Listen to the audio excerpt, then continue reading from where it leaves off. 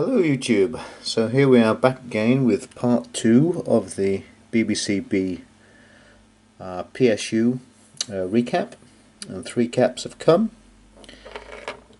which are replacements for the ones that have exploded, or were about to explode anyway.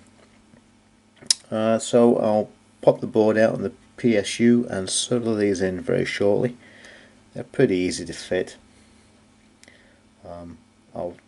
I'll do that, and I'll come back with another video in just a few moments. And here we are, just a few moments later, as if by magic. The caps, let me see if I can see them. There's one, that's the 100, and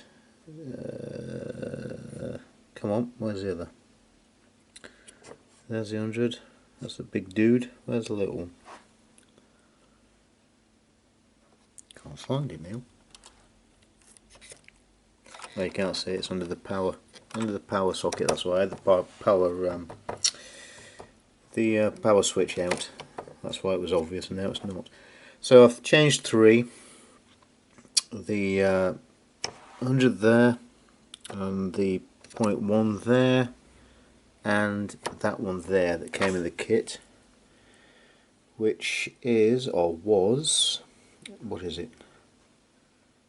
It's a 10 volt 220. It's been changed for a 37 volt 220. That apparently is the starter cap, and these are these suppression caps? I forget what they are now. But anyway, they're all done. I just need to tire up this lead back as it was originally. I didn't completely withdraw the motherboard, the PCB. I popped the switch out by pressing the tabs on top and bottom.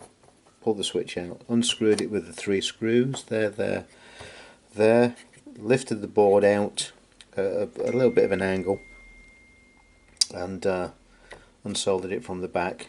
Used a little bit of braid to clean it up. Popped the new ones in. Soldered it. Cut the legs back. That's why the nail clippers are there. And bolt it all back up. These caps are non-polarized, so they can go either way. This one is polarized, so you've got to get the positive and earth the correct way around, which I did. So all I've got to do now is put a tire wrap on there, bolt it back into the beam, and try it. I'm going to count down here because my dinner is almost ready, so let's get on with it. So here we are, I just turned it on. No smells, everything's screwed up, 3 screws on the bottom that point up that way. Power leads go there, either purple that hides down there, got live at the top, 0 volts at the bottom, live at the top, 0 at the bottom, and live on the left, and 0 volts on the right. And the machine's just powered up, and I did another little mod while I was waiting yesterday. Put a bridge across I was going to reach across for a light, but I can't find one. I put a bridge across, oh there we go, across, what's it called? Shut up. S39, which you might just be able to see. There's a capacitor next to it. It's important the capacitor is there. And what that does is it enables colour composite out. Now I do have an RGB cub monitor that came with this, but oh, bloody phones that came with this. Oh, I hate phones.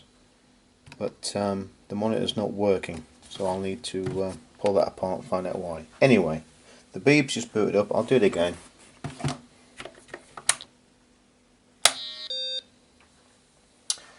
Right, I'll pause it there.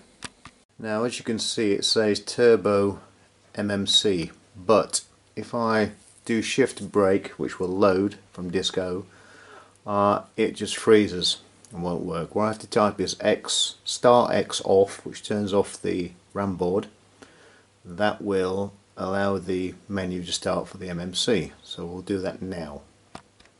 Then we get the lovely menu in full colour.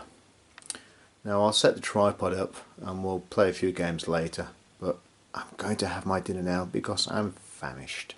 So that's it for now, but that is the BBC PSU recap.